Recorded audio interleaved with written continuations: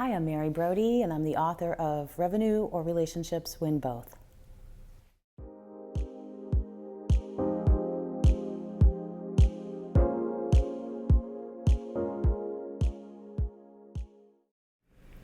There are 6 signs that your employees may not be currently capable of creating a relationship with customers that builds loyalty.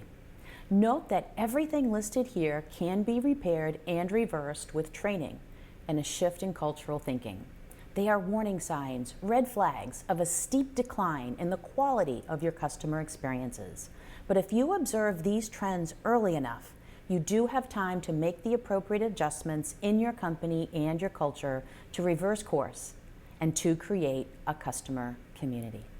So let's get started. Number 1, customers and prospects leave and never come back. Now, this is obvious. If customers and prospects leave and never come back, that communicates to the company and employees that their experience wasn't pleasant and that they don't like your company. It takes a lot of nonsensical activity for a customer to leave and never want to come back. The action implies 110% dissatisfaction with the experience and a perception by the customer that they don't see any room for redemption in the future. The relationship is more or less destroyed. Number 2, you have few influencers and champions. This is also obvious. If your company doesn't have many influencers and champions, either it's because 1, prospects and customers don't like your product or the customer experience of your company, and they see a lot of areas for improvement.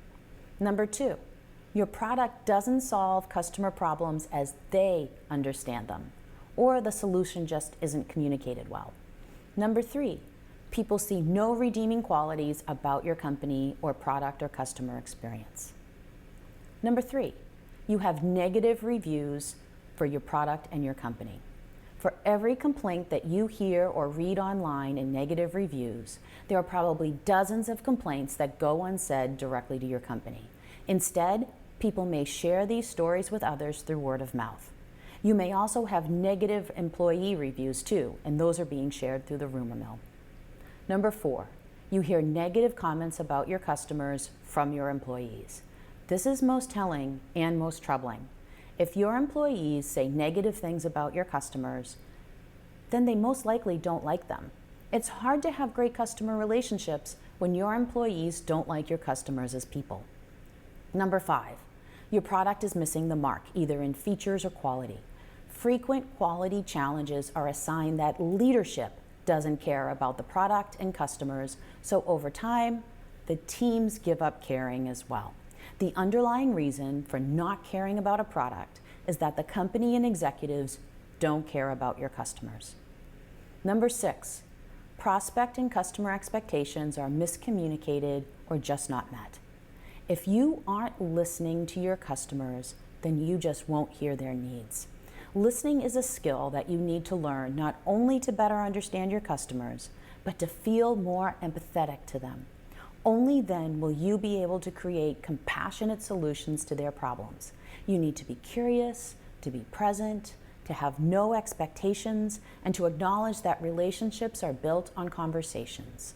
You also need to observe actions as well as listen to words, and acknowledge that great listening happens when you're feeling empathy and compassion. Most of all, your employees need to respect your customers. That's the first step when bridging the gap between the two. Otherwise, customers know when employees are objectifying them, generalizing and trivializing their problems, or feeling contempt or sympathy. This objectification reduces their connection and destroys trust.